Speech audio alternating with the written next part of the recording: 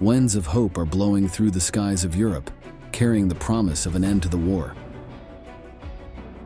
But echoes of approaching brutality are also in the air.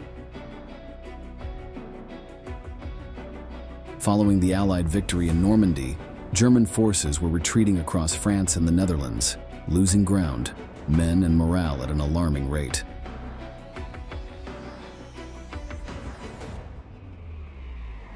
Emboldened by their recent triumph, the Americans and British saw the opportunity to finally break through enemy lines and advance toward Berlin to capture Adolf Hitler and end the Third Reich.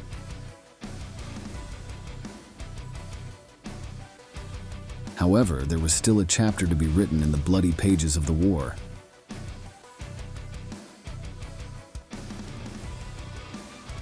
The key to the offensive was a bold operation combining paratroopers with ground forces, known as Operation Market Garden. If successful, it would open a direct route to the heart of Germany. Everything seemed within reach. But no one on the field could foresee what awaited them, the last Nazi victory of World War II.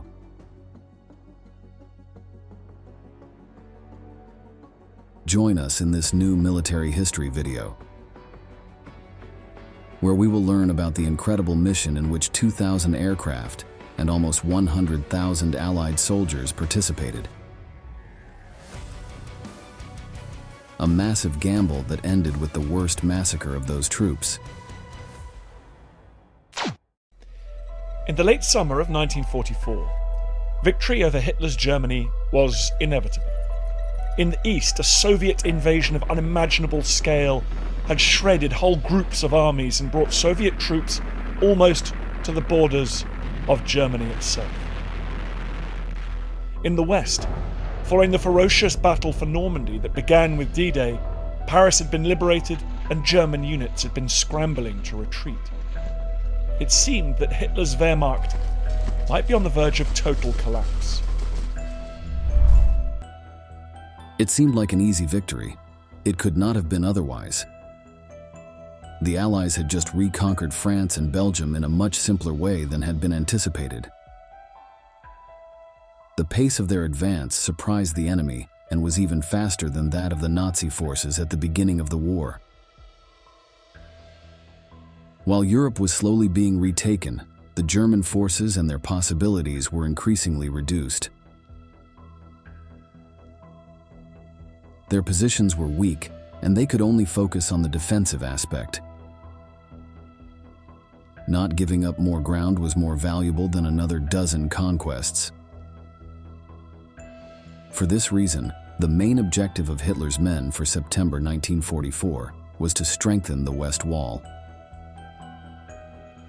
That was the name with which the Germans called the defensive line that had been built along their entire border at the end of the 1930s. From the border with the Netherlands to the neighboring region with Switzerland. It had more than 18,000 bunkers, tunnels, and tank traps, which made it difficult for the Allies to advance, as they knew this vast infrastructure as the Siegfried Line. Turning this into an immovable barrier was the only hope for the Nazis.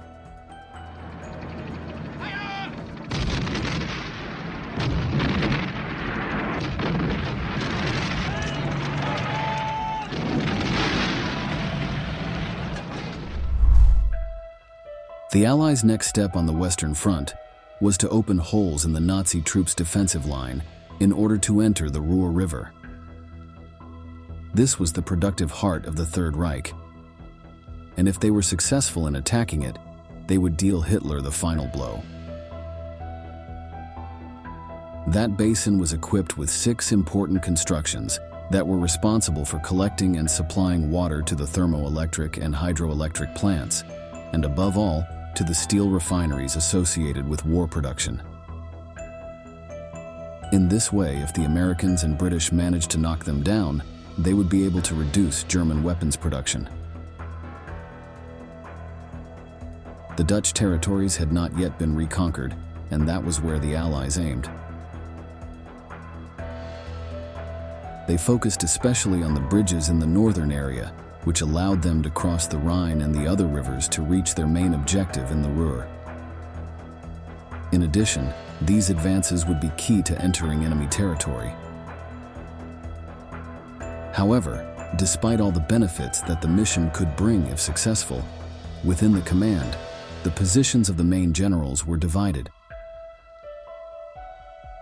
The majority proposed a coordinated and conventional attack that would allow the different rival divisions to be progressively eroded and defeated in order to gain ground.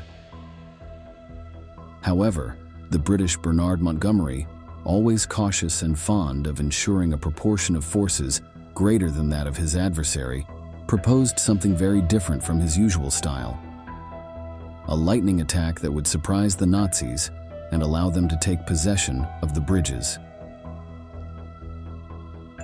The striking English plan was optimistic, like each of the adventures that had followed the successful landing in Normandy, but it was not at all prudent. To carry it out, a large concentration of forces was necessary. 2,000 aircraft and almost 100,000 men would be needed, including all the available parachute divisions and a lot of ground support. Despite having several detractors among the high command, Montgomery's prestige and insistence prevailed. He had gotten the Allied Commander-in-Chief, Dwight Eisenhower, to approve his plan. It was time to get to work on Operation Market Garden. It would begin with the biggest airborne operation in history. Almost 35,000 British and Allied troops being dropped into Nazi-occupied territory. I think in Montgomery's mind, Market Garden would have been a fairly quick and simple capture of the bridges in Nijmegen and then in Arnhem. The words in the mission name represented one part of the plan. The first, Market, was the one that involved the paratrooping of airborne troops. American and British airborne troops were to be dropped behind enemy lines in the Netherlands.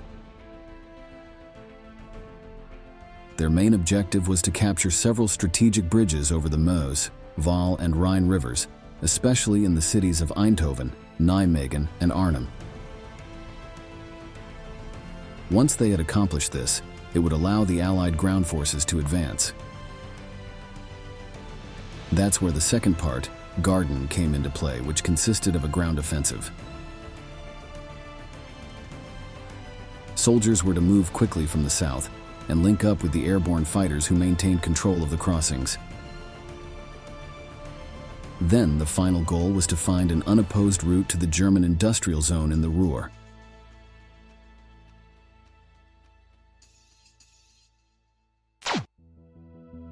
Now, when you look back at these large military operations, you assume that the prior consensus is total or very close to it. You also assume that the planning is perfect and that all the risks were calculated. But this is a clear example that it does not always happen that way. Recent victories had raised the confidence of the Allied commanders, including Montgomery himself, who believed that this was his moment to shine as a strategist. At the same time, the difference in nationalities of those who made the decisions made resentments grow among the generals. The British were convinced that the British were not properly recognized for their work within the alliance.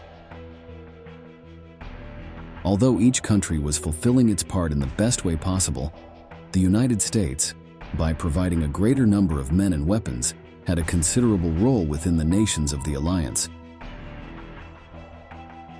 Montgomery believed that the British were underestimated by the great powers in terms of their power. However, historians claim that this was a mistaken idea. The combination of excessive confidence and ego conflict was a bad omen for the enormous operation that was approaching. And the generals who had opposed it from the beginning showed their fears to the combatants themselves. Here, a soldier recalls how another British general named Urquhart tried to persuade others not to carry out the mission. He took me into his office and he showed me photographs of German Panzer IVs, mainly I think they were, tucked in underneath woods. And he went to General Browning and said that in his view the Market Garden operation could not succeed. On September 15th, 1944, intelligence reports were piling up on the desk of Lieutenant Colonel John Frost, commander of the British 1st Airborne Division. Although his gaze was fixed on the map spread out before him, his mind could not help but wander to what would come after the jump. The orders were clear: capture and hold the bridge over the Rhine at Arnhem until the ground forces of the 30th Corps arrived to relieve them. However, he knew that the operation was fraught with risk. The success of Market Garden depended on the rapid capture of a series of key positions throughout the Low Countries, a maneuver that would require perfect coordination between troops. And as if that were not enough, the Allied forces underestimated something crucial: the enemy would not retreat without a fight. Beyond the thoughts that passed through Frost's mind, everything was beginning to be ready for the attack. The closer the mission's 0 hour came, the louder the voice in his head became, warning of the rumors of German panzers approaching the site. He kept repeating to himself, "It's a trap, it's a trap." But there was no turning back. Finally, the time had come to act.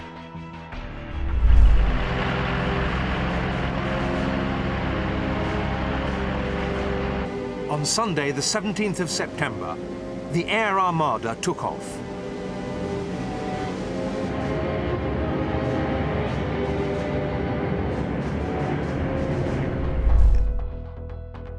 That day, the first wave of paratroopers fell from the sky. Hundreds of bombers dropped thousands of explosives on the German defenses. Meanwhile, the paratroopers were approaching the landing site several kilometers from the bridges. The landing would be safer there, and then they would have to march to the objective. During that day, around 20,000 men were mobilized. In the previous calculations, this offensive should have been enough. But nothing would go as expected. A series of wrong decisions, equipment deficiencies, lack of communication, and climatic vicissitudes contributed to the disaster.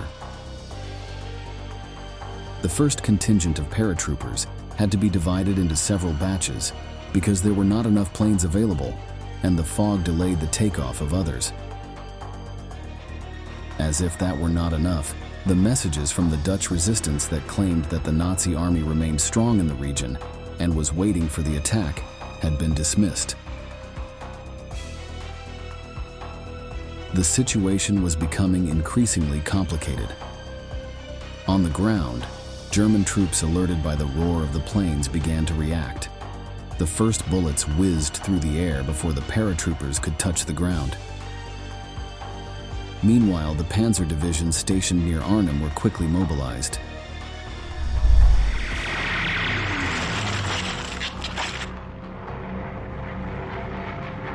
Mach die verfluchte Klappe auf! Alles aussteigen! Mach schon!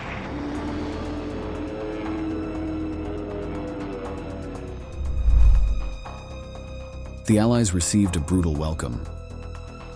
However, this unexpected reception was only the beginning of a much bigger ordeal.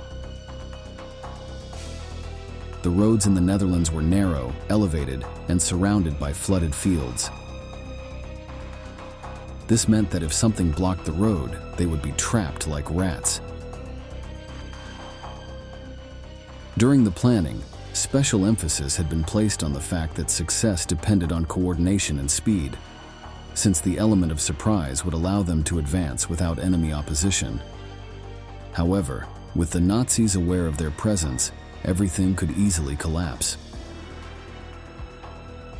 Allied intelligence reports had underestimated the presence of German armored units, which would be one of the fatal errors of the operation. The Third Reich fighters were ready and thirsty for revenge for what had happened in Normandy.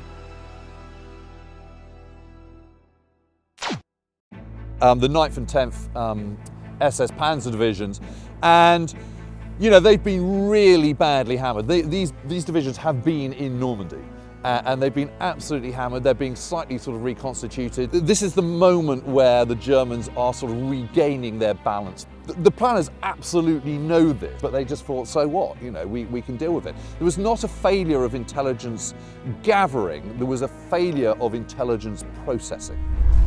The Nazi commanders in charge of the German forces in Arnhem looked up at the sky. "They are here," they said with astonishing calm. They knew that the British and Americans would try to take the bridge, and they had prepared their men for fierce resistance. All of Hitler's fighters had received the same motivating message. You will not get through here without paying a heavy price. The troops dug in at key positions around the city. The Allies did not yet know it, but they were trapped. Their desperation to reach the positions their plan indicated brought them closer to a terrible death.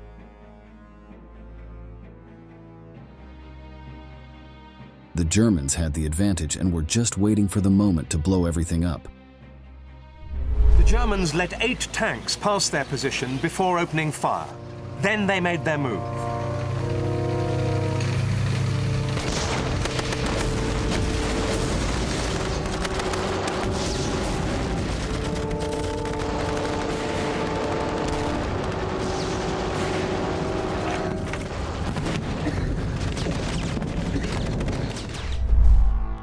The clever plan that was prepared to humiliate Hitler and end the war suddenly turned into a desperate attempt to survive. A contingent of American soldiers had to take refuge in the basement of a ruined school. Dozens of them were wounded, unable to move. German fire continued to fall, and they had become disconnected from the rest of the troops. The outlook was bleak. The communication equipment was not working. The power of the enemy's replicas had forced them to change the course of their original plan. They had already lost many men, and no one was looking for them. As if that were not enough, ammunition and food had run out. At one point, the company commander, also wounded, delegated command to another officer and ordered him to escape with the men who could move on their own.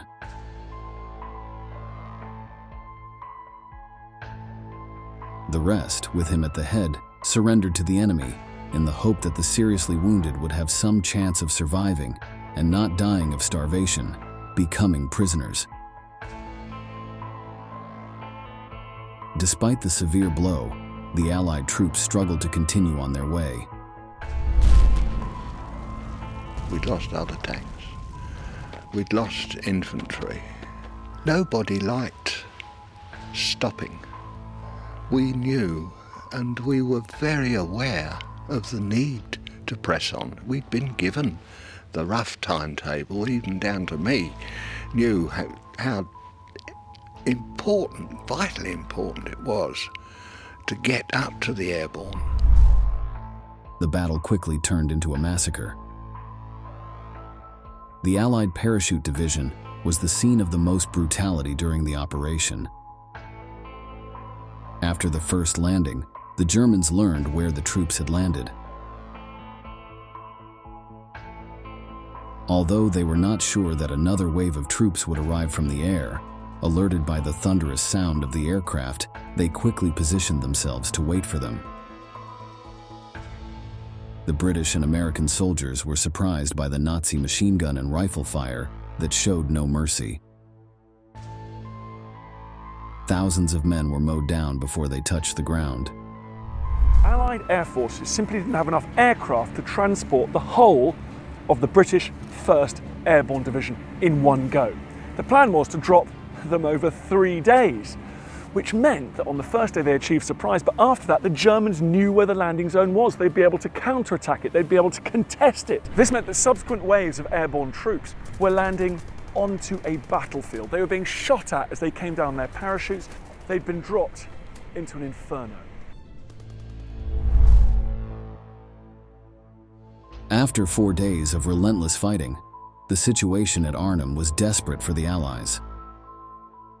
The bridge was only a few hundred meters from British lines, but between them and the coveted objective of Operation Market Garden were the Germans, heavily armed and determined not to retreat. The soldiers who had reached there were surrounded. Ammunition was running low, several were wounded, and the Nazis continued to pound their positions with artillery fire and tank attacks. From a broken window in a half-ruined building, the commanders watched the bridge that they had not yet managed to capture. They knew that no more reinforcements would arrive in time. All that remained was to hold on and not allow the Germans to crush them without a fight. The resistance of the Third Reich had been implacable. The elite forces of the Wehrmacht, supported by tanks and heavy artillery, closed the circle around the Allied fighters. The Arnhem Bridge, which had once seemed within reach, became an impossible goal. Finally, after more than a week of intense fighting, British forces were forced to retreat or surrender.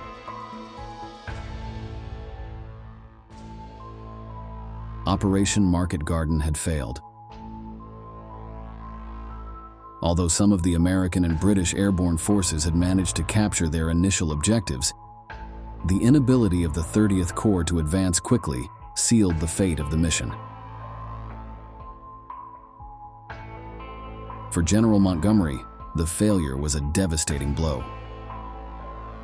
His ambitious plan to win the war before Christmas had crumbled in the flooded fields and devastated streets of the Netherlands. The Allies were forced to delay their advance into Germany for several months, giving the Third Reich a temporary respite. Even though the fate of World War II was already sealed, the Nazis achieved their last major victory of the war here. In fact, the failed operation produced more casualties for the Allies than the Normandy landings. Some 16,000 in total. For their part, the Germans lost 9,000 men killed and wounded. The Arnhem Bridge remained in Nazi hands until May 5, 1945, when it was finally captured by Allied forces following the collapse of the Third Reich. However, for the men who fought at Market Garden, Arnhem was never just a bridge. It was a symbol of what could have been. A glimmer of hope, a quick victory that would mark the end of the war.